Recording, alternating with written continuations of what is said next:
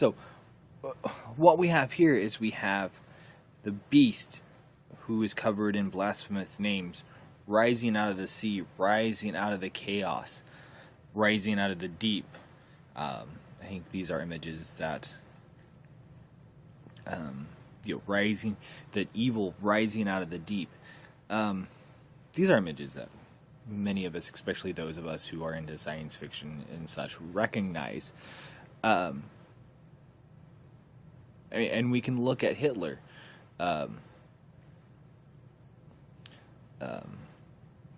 He came to power out of chaos, out of a chaotic time. Caesar, Rome, the first Caesars, and I'll have to check my history to find out when and how this actually happened. But from what I understand, the first Caesar was given his power in a time of chaos. This is what humans do in a time of chaos. When there is an enemy, even real or imagined, we rally around something. We rally around a government. We rally around a people. And Satan knows this. And the beast is deceitful. We see his true form here. He's this nasty, chimera of leopard and bear and serpent. He's this, nasty, evil creature who blasphemes God. But his words, and he's even miraculous. He can't be stopped. But he blasphemes God. But I don't think it's in this passage. But they said he speaks like a lamb. Or maybe that's the false prophet.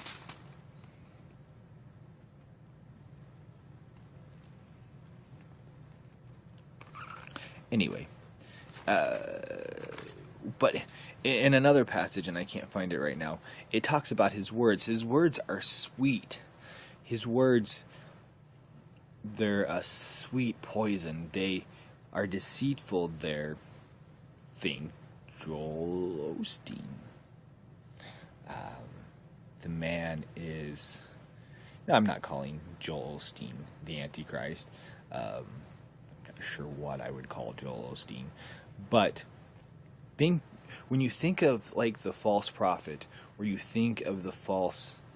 think somebody like Joel Osteen, whose theology is completely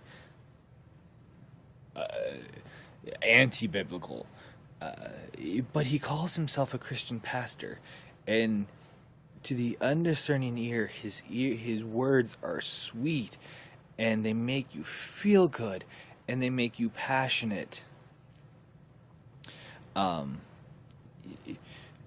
So you got... And they're haughty, and even they're haughty, and they're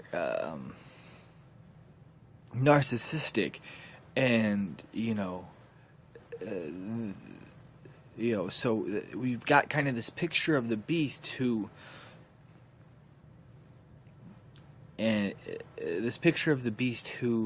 is very much ugly and ferocious on the inside, but like it says. Again, in another place, I'm going to have to work on remembering my chapter and verses.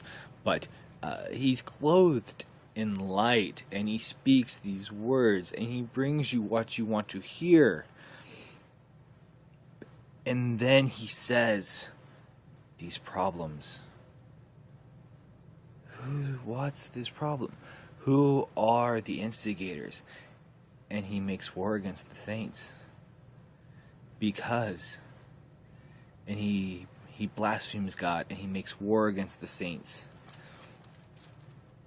and all those who will not worship him.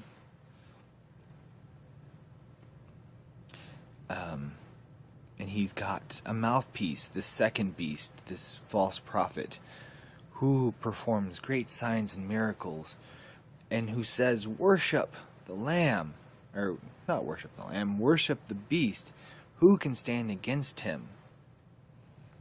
Now, is this a person?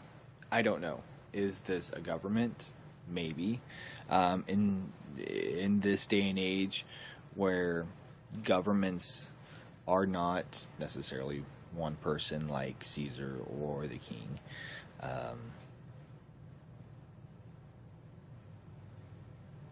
They tend to be more than one person, and they all kind of rally together and work together. And yet, I kind of think that, I mean, if you think that, if you look at the course of human events, what happens? Rome, Greece, they were democratic, they had a senate, yet they all bowed to Caesar eventually, one man. Excuse me. The most common government throughout history has been monarchies and despotisms. And even if you look at our own country, we have a bicameral legislature, we have the three branches of government. But who has the power? Who is the focus? Who is the focus on? When other people look at our government, where is the focus? The president. Our president is slowly becoming more and more monarchical, an elected monarchy, an elected king. He is slowly, because we're giving it to him. Our legislatures have become spineless. If you just look at what's happening now with the government shutdown, it's revolving around this one man, this one president, whose name I won't even utter right now. Whether in the future, if it lasts that long, if the Lord doesn't come back soon, our legislation, it's going to be, the bureaucracies are going to be, the legislature, the Congress, are simply going to be extensions of the presidency. The checks and balances have all but gone. So, and in that, and it's even going to be more than that. We're probably going to be looking at a world leader, the United Nations or some other iteration thereof, who will be, I believe there will be a final beast, and it will be, and this beast will have his false prophets, the media, the governments of the individual governments of the other world, who will make it to where, who will make the people of the world bow down to this beast. And those who don't will be slain. Have we heard that before? Nazi Germany, Rome, the Inquisitions, and the atrocities of the Roman Catholic Church in the Middle Ages. This happens. It has happened. Where those who will not bend the knee to the earthly authority, a lot of times it's Christians or Jews or something like that, will not bend the knee to the authority that speaks for God, or Hitler, who is the top of the master race. They're slain.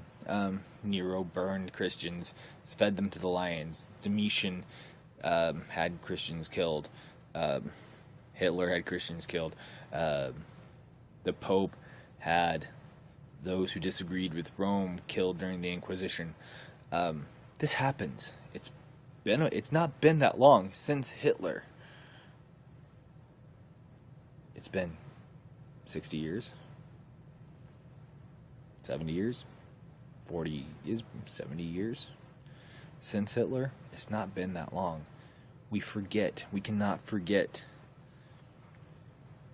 Especially us as Christians, we cannot forget. And we need to look around us. Look at our churches.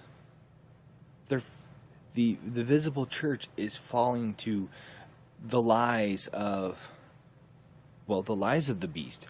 The Joel Osteens, the Rick Warrens, the false prophets,